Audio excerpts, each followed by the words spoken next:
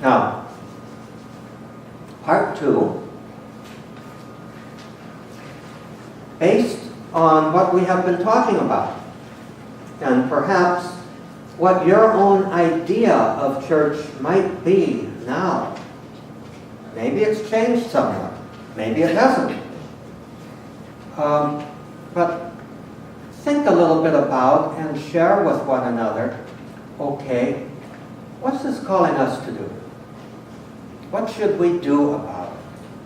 Both as an individual, what should I be doing? And as a church, as a community, or as parts of that community.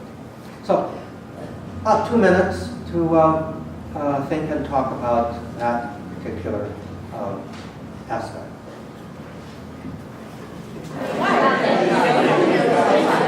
Okay, it looks like the conversation is going strong with some, and some have kind of finished up on it. So the question is, based on our understanding of church and who and what we are as church, the question needs to be, how are you hearing that? What do we do about it? And I'd, again, like to invite you to share what you heard more than what you thought. So whatever you may have heard, if something that the other person said really kind of struck you, anybody like to share that? Yes? Yeah. Well, what I'd like to share is that oddly enough, when we checked out what do you think of church, I checked body of Christ. And then going down to mission, based on your idea of church, what do we do about it? What do you do about the fact that I think of church as body of Christ? And when I explained the following, the person I was speaking to said, what did you mean? So the question then becomes again, what do you mean? And how can you express that? I had started out by saying Christ is part of us by internalizing both knowledge and actions together. You can't have one without the other. Even knowledge is in itself an act. And the more you learn, particularly my favorite, St. Paul, you begin to wish that Christ is known to others as intimately as you're hoping you know him. So in some ways it boils down to wanting to make Christ known. And the more that we are filled, the more that we in some way want to make him known. Any other variations on that? Any thoughts? Again, what you heard more than what your own individual thought was. I think that this lady that just spoke, she touched on an aspect of it, and that we are the body of Christ and we all have a function. And as one explained that some are the thoughts of Christ and putting it into action to helping others. Some are the hands and some are the feet, and putting it into charity and works that make the body of Christ. Okay, thank you. Thank you. Okay, 2 more.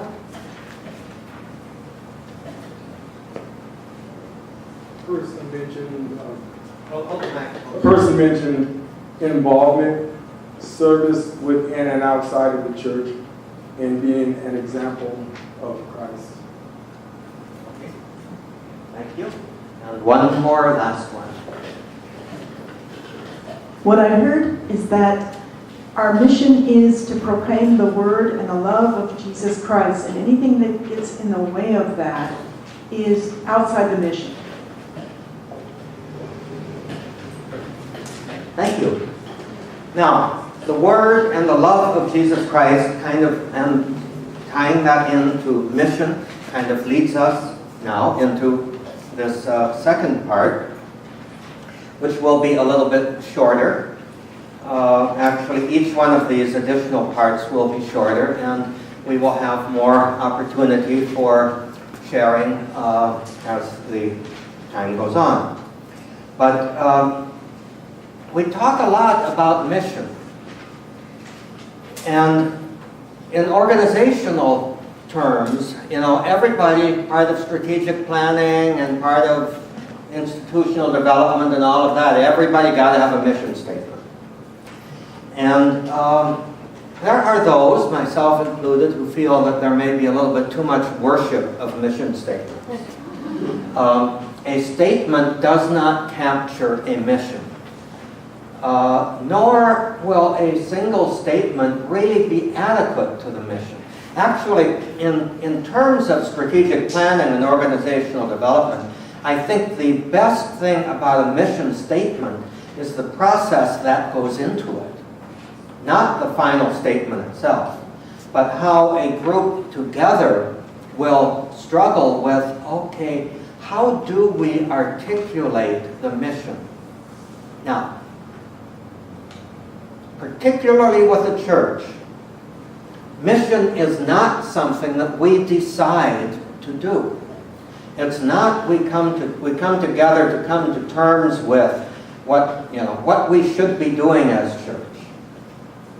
Mission depends totally upon Jesus Christ. We receive our mission from Him. If we want to know what our mission is, we first must go to Jesus Christ Himself. And that means going to Him in prayer, and the prayer that invites us, opens us to not only hear His Word and hear His teaching, but also to follow His example, so that in His example as well as His teaching, we can discover what our mission is. Now, I'm not going to probe that particular area very much more. That could be the subject of a lot of future work and future discussion and future study and all of that. I just want to say what that statement says. Mission is being sent to do what Christ did. Now, as far as our parish life is concerned, I think, first of all, it's important to see our parish life in three distinct categories. In three, categories isn't the right word there because I use it again, but types of involvement, types of engagement. We have ministries. Not everything that happens in a parish, not everything that people do in a parish is a ministry. Ministry is a much narrower concept than that. Ministry is something that we are doing in some official capacity for others, in the name of the church, empowered by the church. Part of a structure of service. And as I reflected last month, and I think it's worth bearing in mind, a ministry is based on a relationship with the other. If you are engaged in a ministry, you are, here's the meaning of the word, standing small in relation to the other. What does it mean to stand small? It doesn't mean putting yourself down. It doesn't mean having a poor self-image. It doesn't mean being a wimp. It means building the other up. You stand small in order to build the other up. So the focus of all ministries is not on self-fulfillment. I don't do it because I get something out of it, primarily. Even though that is a legitimate motivation, but the motivation has to go beyond that. It's not what I get out of it, nor is it merely what I do for you, for the satisfaction that I get because I'm helping you. Ministry is not just helping somebody. Ministry is entering a relationship that actually builds the other up. We have many various forms and kinds of ministries here in this parish as in many other parishes. But that does not exhaust the reality of our life. There are organizations. Some of those organizations exist for ministry. Some exist for, in some ways, other purposes, including just being sociable. But organizations and ministries are not quite the same thing.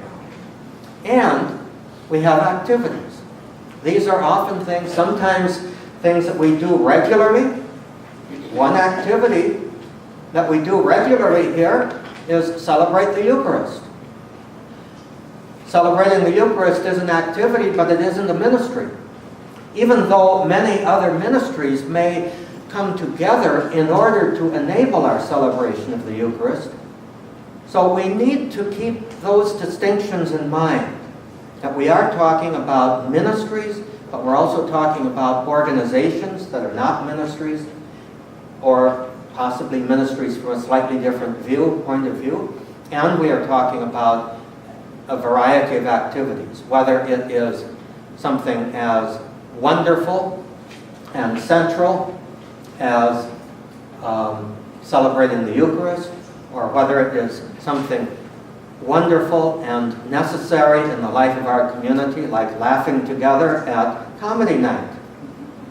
So all of those things make up the fabric of our life as parish. I think fabric is a wonderful, wonderful way of, wonderful analogy to describe the life of our parish, because fabric consists of the warp and the woof, the threads going in different directions that interlock with one another to make up not only a fabric, a piece of clothing, but also to make up a tapestry, to give an image of something that is beyond just what the individual threads, the individual pieces of yarn actually are.